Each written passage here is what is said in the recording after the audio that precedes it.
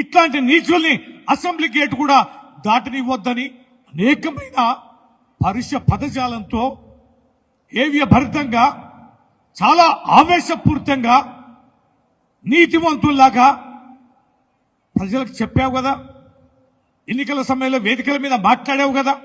ఏమైంది? బరి తెగించి చట్టాన్ని అతిక్రమించి, మీ రాజీవ్ గాంధీ గారు చేసిన చట్టాన్ని అతిక్రమించి 10 మంది ఎమ్మెల్యేలను చేర్చుకున్నావు కదా. కోర్టు తుర్పార పట్టింది కదా.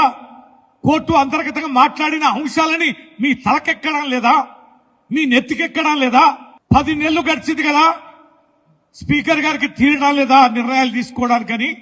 సుప్రీంకోర్టు వ్యాఖ్యలని చీమ కుట్టినట్టుగా కూడా లేకుండా తగుదనమని ఇంకా నవ్వుతూ టీవీలలో మాట్లాడడం, చెంపపెట్టు అని ఇంకా దబాయించుకోవడం సిగ్గుమాలిన చర్య అని ఈ సందర్భంగా భారత రాష్ట్ర సమితి ప్రజల దృష్టికి తీసుకొస్తుంది.